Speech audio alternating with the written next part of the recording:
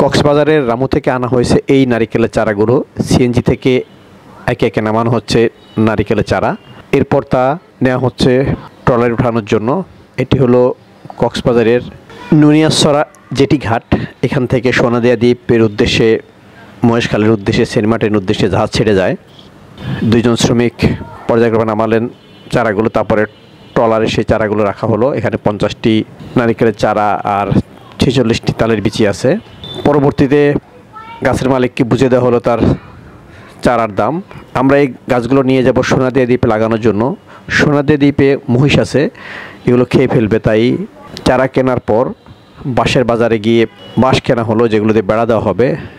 এরপর ট্রলারে উঠে আমরা রওনা হলাম সোনাদিয়া দ্বীপের উদ্দেশ্যে। যাওয়ার সময় মহেশখালী চ্যানেলে বাঁকখালী নদীতে আমরা বিভিন্ন প্রাকৃতিক দৃশ্য দেখতে পেলাম। বায়ু বিদ্যুৎ প্রকল্প আমাদের চোখে পড়লো। সাগরের সৌন্দর্য, নদীর সৌন্দর্য, উপকূলের সৌন্দর্য দেখতে দেখতে আমরা পৌঁছে গেলাম সোনাদিয়া দ্বীপে।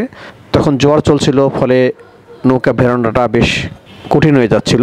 পরবর্তীতে মাঝি রবিউল আলম নোঙর ফেললেন, আমরা আস্তে আস্তে নামলাম। জোয়ারের কারণে কিন্তু আসলে নারিকেলের চারাগুলো সরাসরি নামানো যাচ্ছিল না, তাই এটিকে বোট থেকে নামানো হলো বড় মাছের ড্রামে। তারপর পানিতে ভাসিয়ে ভাসিয়ে তীরে আনা হলো। তীরে আনার পর দুজন শ্রমিক কাঁধে করে নিয়ে রওনা হলেন সোনাদিয়া দ্বীপের উদ্দেশ্যে।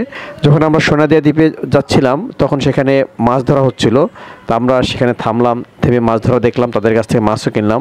মাছ অবশ্য আমরা সাগরে কিছু বাটা মাছ কিনেছিলাম, তা জেলেরা ধরছিলেন, সেই বাটা মাছ আমাদের দুপুর খাওয়ার জন্য। সোনাদিয়া দ্বীপে পৌঁছতে পৌঁছতেই বিকেল হয়ে গেল, তাই আমরা সেখানে দ্রুত গাছের চারা লাগানো শেষ করলাম। প্রথমে লাগানো হলো নারিকেলের চারা, এরপর বপন করা হলো তালের বীজ।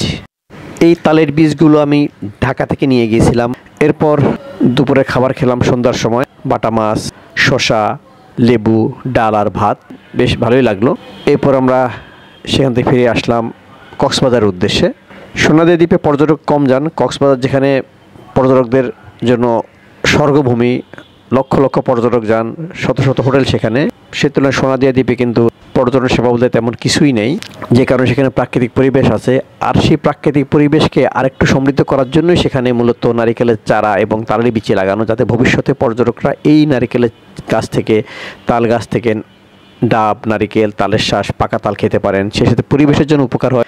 সেই জন্যই এই উদ্যোগ সোনাদিয়া দ্বীপে। এর আগে আমি গত মে মাসে সোনাদিয়া দ্বীপে গিয়েছিলাম, তখন সেখানে লাগানো হয়েছিল একটি সুপারি গাছ, সেই গাছটি এখন বেঁচে আছে।